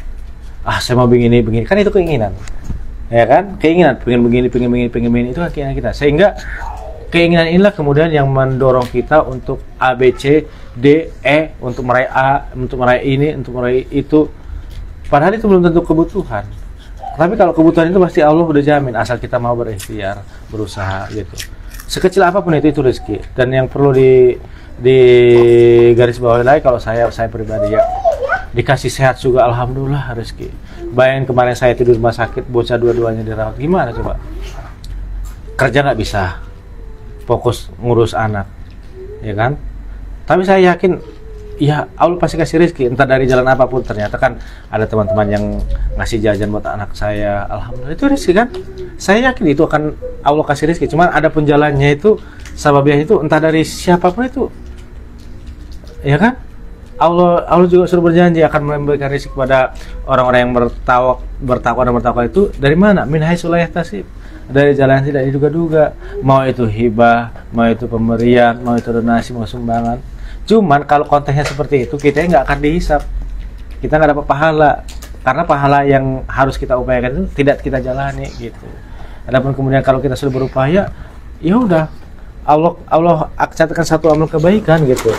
Contoh kalau contoh sekarang lah, saya warung pagi 6:30, jam 6 buka, masih pagi lah, belum ada yang beli, emang belum ada lah. Paling beli itu nanti anak sekolah kalau udah masuk jam 8 jam 9. Cuman konsep saya bukan seperti itu.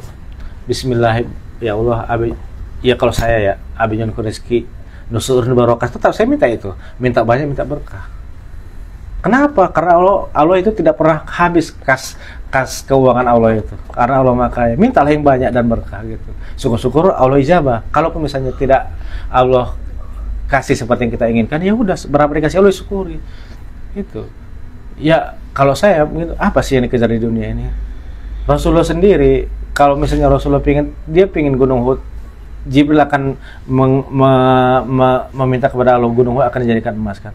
Tapi Rasulullah enggak memilih itu kan, ya kan, nggak memilih itu Rasulullah. Artinya apa? Satu suri tauladan buat kita itu. Kenapa Rasulullah tidak menceritakan seperti itu? Dikhawatirkan nanti umatnya kita ini justru menghamba kepada duniawi. Yang tidak Rasulullah contohkan pun banyak sekarang. Ternyata umat Islam itu menghamba kepada duniawi kan. Mengejar dunia itu sampai buk kerja 25 jam sehari, bayangin. Padahal jam cuma ada 24 jam. Hidup 5 jam coba. Hah? 25 jam sehari kerja coba. Itu mau dibawa kemana gitu? Pada akhirnya semuanya itu akan Allah hisab. Ya.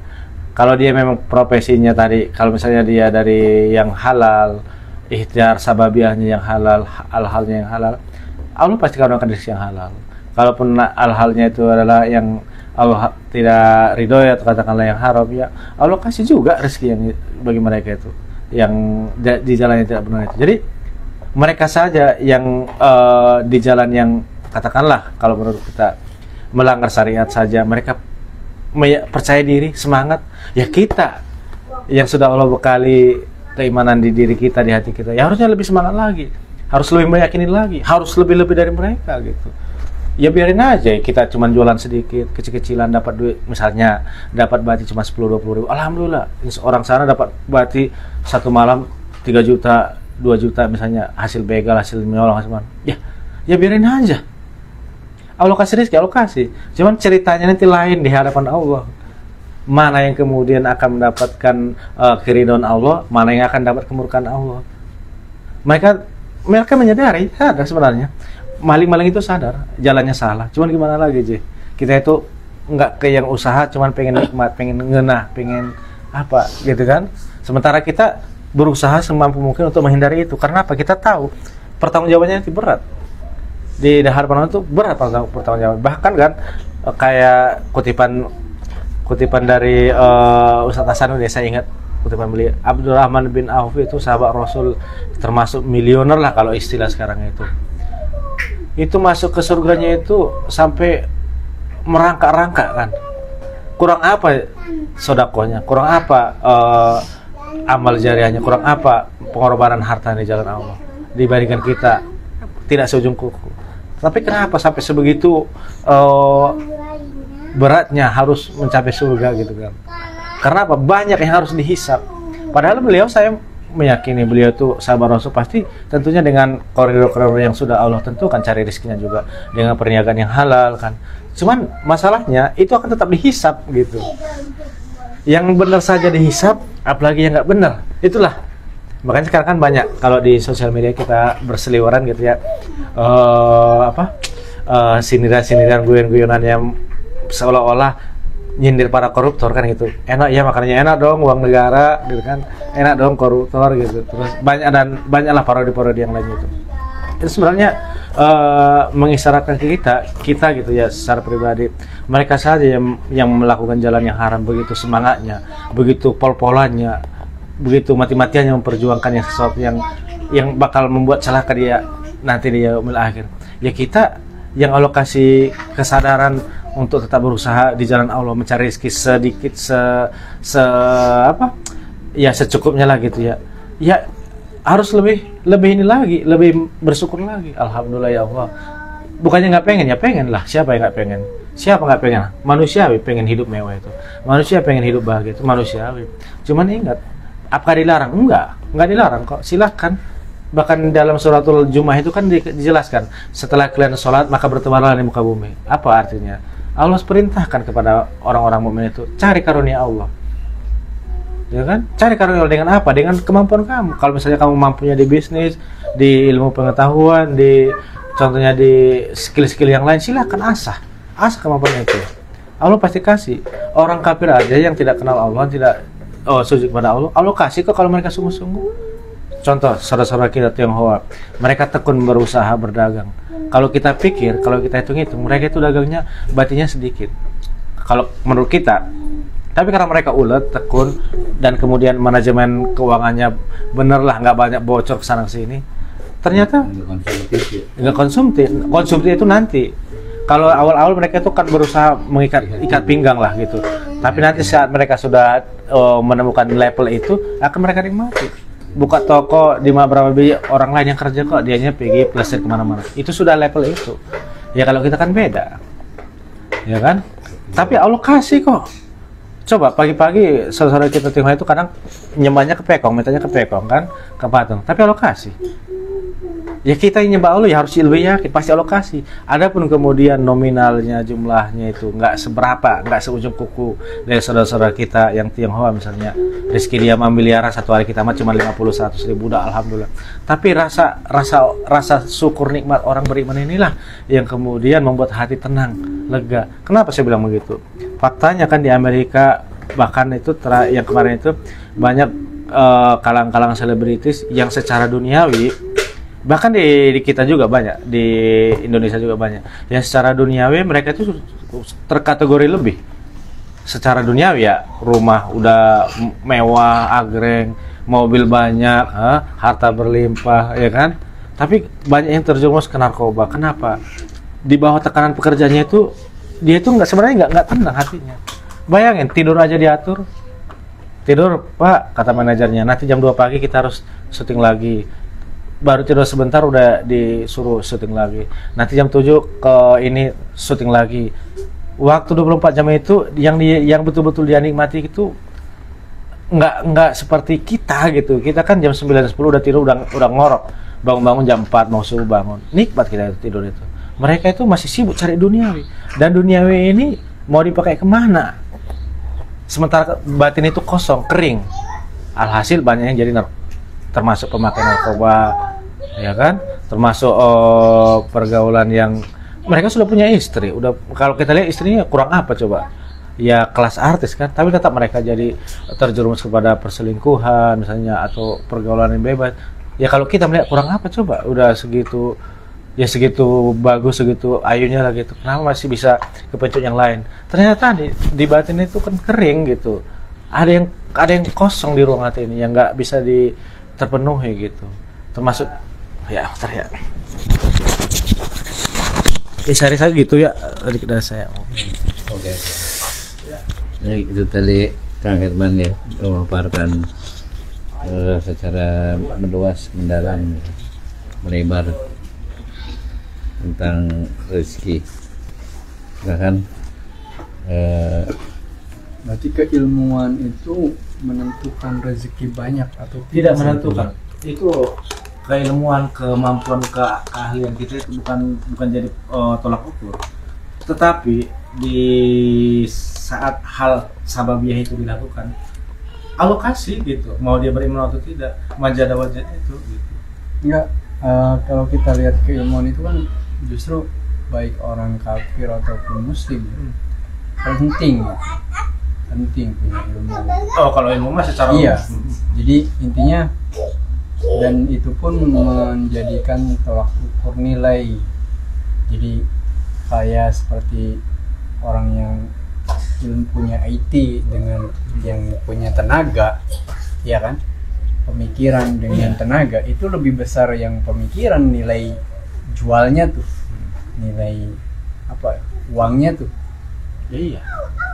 Kalau kita lihat jamnya tadi ya dengan yang kuli, atau tadi dengan ibaratnya yang dokter tadi kan, keilmuannya itu kan nilainya beda, ya kan, dari hitungan jam kuli sekian dari pagi sampai sore, dengan otot mereka, dengan tenaga mereka, tapi dengan pemikiran, keilmuan dari pagi sampai sore nilainya jauh berbeda kan? Iya.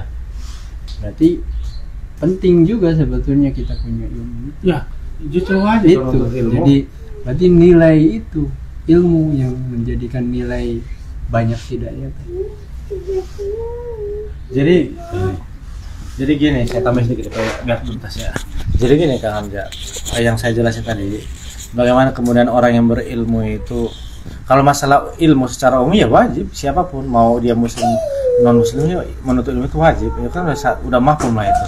Adapun kemudian contoh hal tadi yang saya contohkan itu bagaimana orang yang bekerja seharian dengan tenaganya di panas matahari atau kerja macul atau ngaret di kebun misalnya hanyalah taruhlah 100.000 satu hari, sedangkan dokter yang hanya duduk-duduk saja menunggu pasien kan, datang pasien 300.000, 200.000 satu pasien, kalau 20 pasien sekian juta. Iya, cuma kan ini ayat yang saya sampaikan tadi, innallaha yarzuqu mayasau wa yaqdiru limayasau. Allah berikan rezeki kepada siapa yang dikehendakinya, dan Allah berikan rezeki yang dibatasi kepada yang dikehendakinya. Artinya apa? Ini contoh yang tadi itu si petani, katakanlah si petani ini Allah kasih, si bukuli ini Allah kasih rezeki segitu, si dokter Allah kasih rezeki segitu, itu sudah kode Allah kasih rezeki. Adapun kemudian secara kita syariatnya, kenapa dokter itu bisa penghasilannya gede ya, sedangkan petani mohon maaf gitu ya yang macul hanya segitu.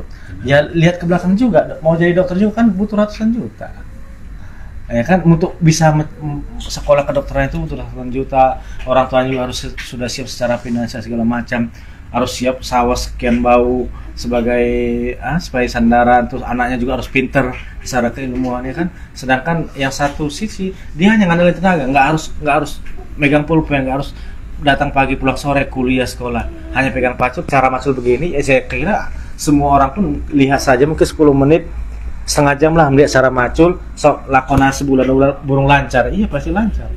Jadi di sini Allah kasih di satu sisi karena dia memang sudah berkorban banyak, bersungguh-sungguh ya untuk bisa sampai menjadi dokter katakanlah, dengan pengorbanannya mau materi mau non materi kan nggak gampang. Mau jadi dokter itu ada sampai 6-7 tahun loh baru bisa dokter. Beres dokter apa bisa langsung jadi dokter? Enggak, harus penempatan dulu, koas dulu berapa tahun baru dia bisa jadi dokter. Itu pun dokter umum. Kalau mau spesialis lagi sekolah lagi.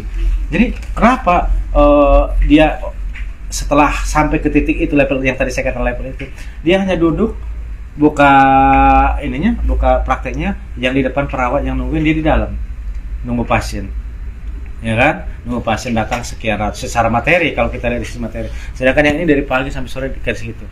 Tapi kalau kita sebagai orang muslim harus imbang, harus adil menilai ini.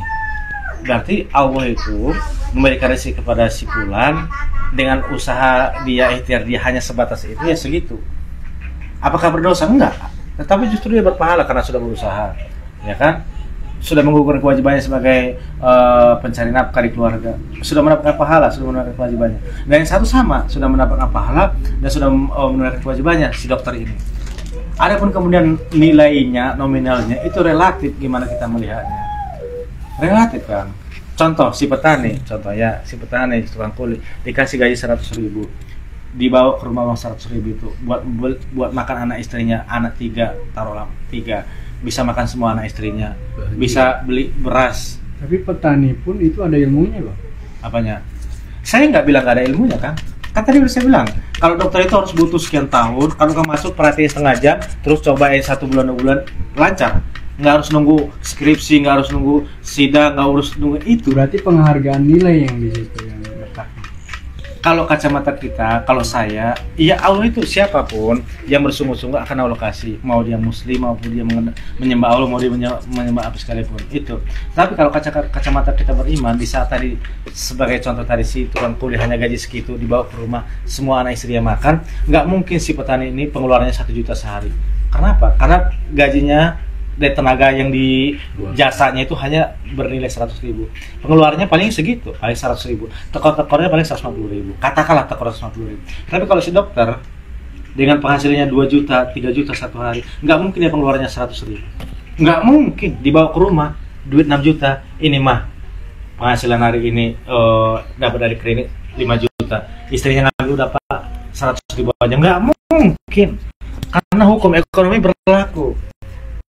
Semakin tinggi kebutuhan, semakin tinggi permintaan. Hukum permintaan itu berlaku.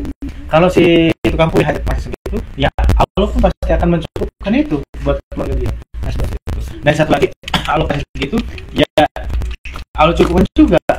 Cukupnya apa? Kalau si yang ada di makanya dengan tempe dele misalnya ya, kalau si dokter ini makanya ya cari tempat yang ini tempat makannya yang sekali makannya itu habis 1 juta 2 juta nggak dihitung. Kenapa? Ini masih sisa kok. Berarti kalau ilmu yang para petani itu tidak dihargai, tapi kalau ilmu yang dibantu oleh dokter itu dihargai. Dihargai dalam hal apa dulu?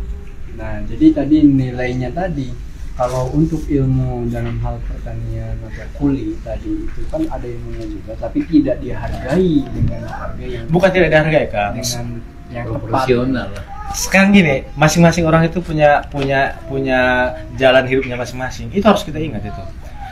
Kalau satu negara dokter semua, lah pasiennya siapa? Kalau satu negara polisi semua, ya penjahatnya siapa? Itu analoginya ya. Kalau satu negara itu tukang tani semua, ya terus kalau misalnya tukang tani sakit, siapa yang ngobatinya? Itulah adilnya Allah. Allah kasih ke setiap manusia itu potensi diri. Kalau kayak saya disuruh jadi dokter boro-boro, ngapa baca buku segede ini, baca statusnya panjang aja, kadang skip aja udah, blenger. Karena apa? Ya mungkin sayanya nggak ke situ condongnya, gitu.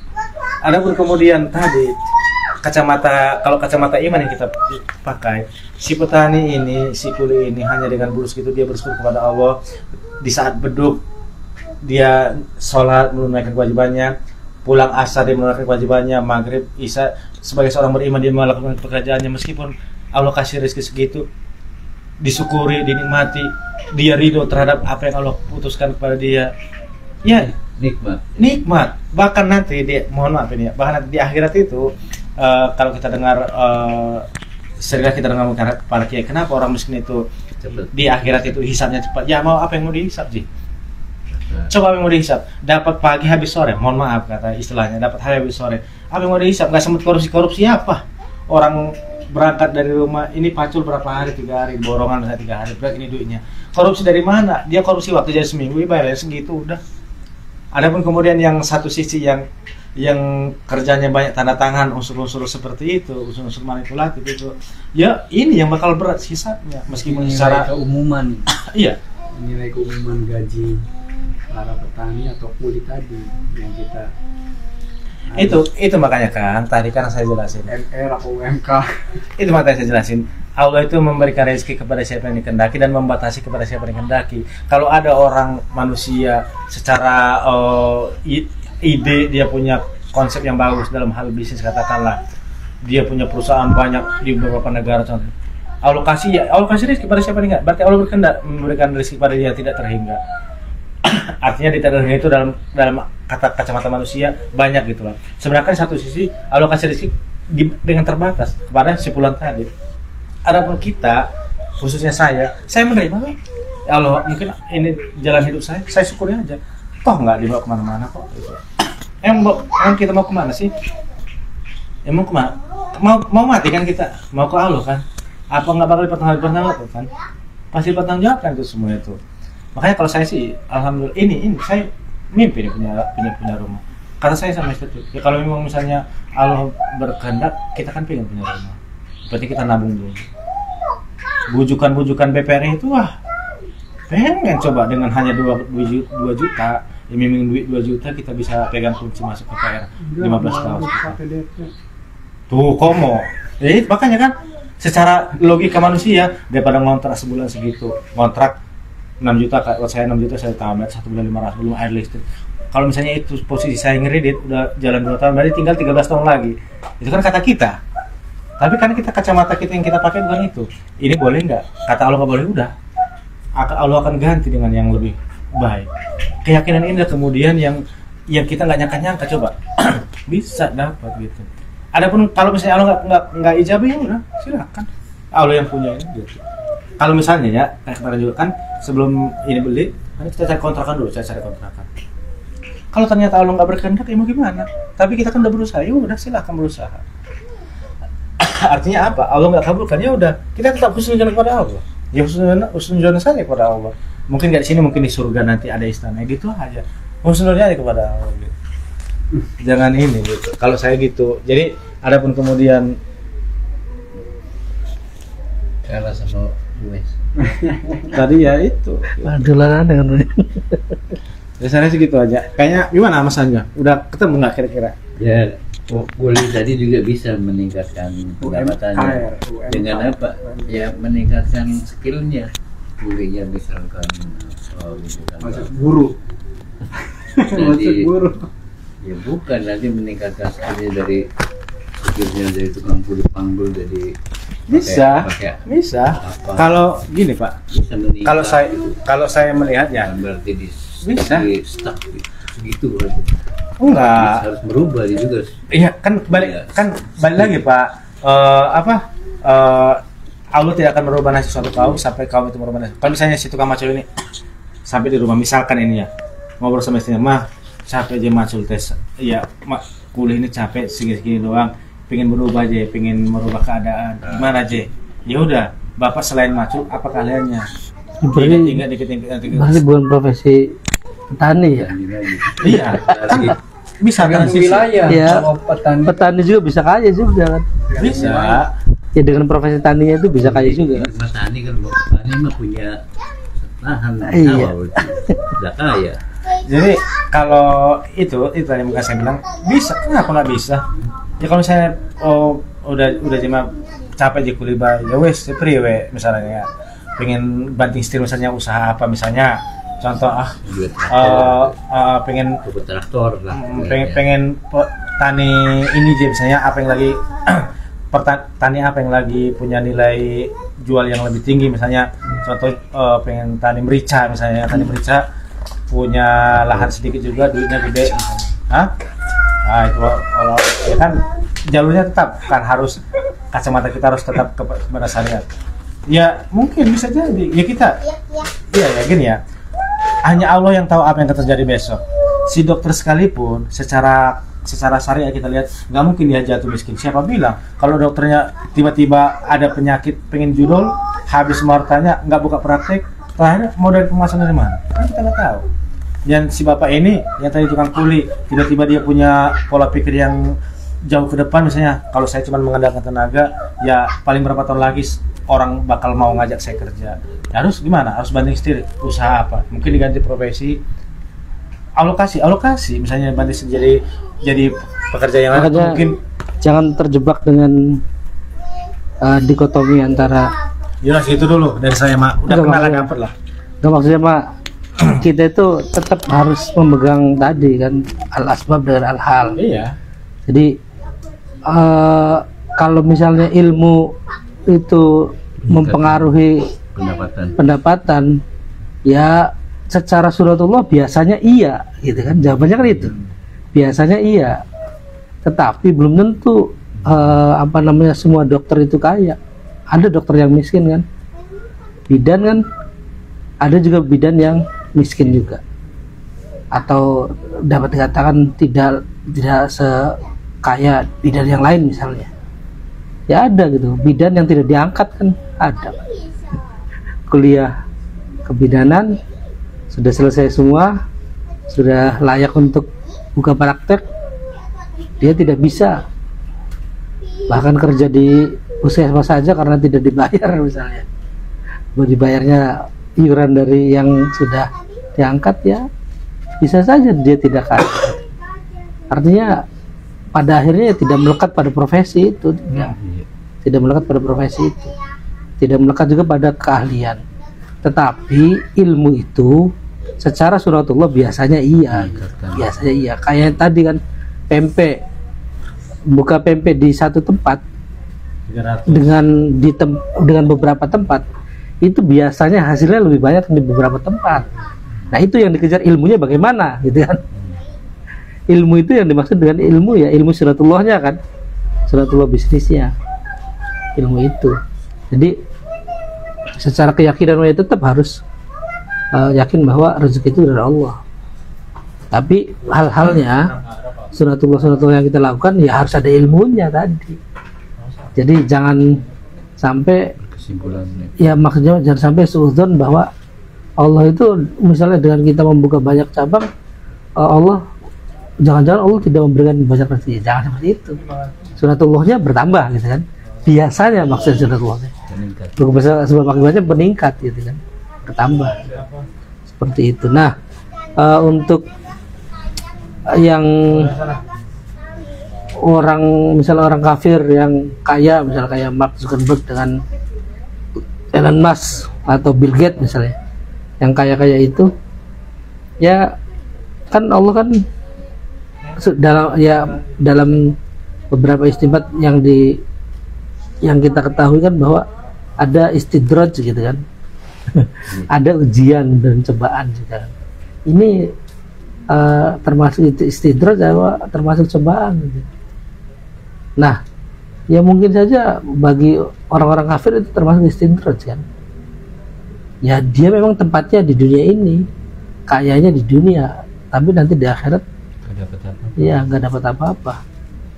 Nah, untuk ujian dan cobaan, nah orang-orang yang katakanlah orang Islam yang punya gaji tadi, gaji banyak, kemudian tapi banyak cobaan karena memang gajinya didapat dari halal yang tidak halal misalnya, itu sebenarnya ujian, itu cobaan atau ujian lah, ujian bagi orang tersebut.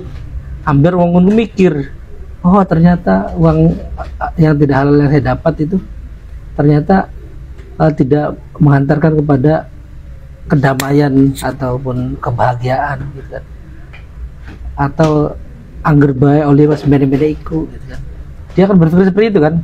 Nah bagi dia itu ujian, harusnya ujian. Allah sedang memperingatkan orang tersebut agar kembali ke jalan Allah gitu ya. Nah kemudian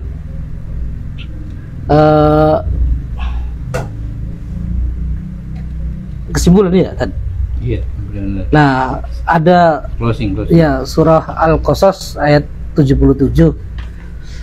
Ini mudah-mudahan menginspirasi kita semua. A'udzubillahi minasyaitonirrajim. Wabtaghi fima atakallahu darul akhirah wala tansa nasibaka minad dunya. Nah ini. Wabtaghi fima atakallahu darul akhirah. Jadi dan carilah pada apa yang telah dianugerahkan Allah kepadamu, negeri akhirat. Jadi negeri akhirat itu disuruh kita itu untuk mencari itu artinya kalau misalnya awalnya kan nggak ada ya, kemudian kita cari, nah dapat gitu kan, itu mencari kan. Awalnya nggak ada di tempat atau tidak jauh di luar pandangan, di luar indera kita disuruh mencari, akhirnya dapat gitu. Artinya usaha yang dilakukan itu sungguh-sungguh kan untuk mencari akhirat itu. Tetapi dalam ayat yang sama juga Al-Qasas ayat 77 itu Allah menyampaikan wala tansa nasibaka minad dunya, dan janganlah kamu lupakan bagianmu di dunia. Jadi untuk dunia hanya disuruh jangan melupakan saja, ajak lalen. Nah kalau akhirat tadi disuruh mencari ya untuk negeri akhirat. Nah kalau misalnya dunia itu hanya disuruh untuk jangan lupakan saja, ajak lalen nih dunia kayak ajak lalen. Tapi di akhirat mah kon digoleti, kon aktif goleti dunia. Tapi di dunia kon ajak lalen baik. Nah ini artinya segala yang kita lakukan di dunia ini ya konsentrasinya akhirat. Prioritas ya. Iya, semua yang kita lakukan ya akhirat.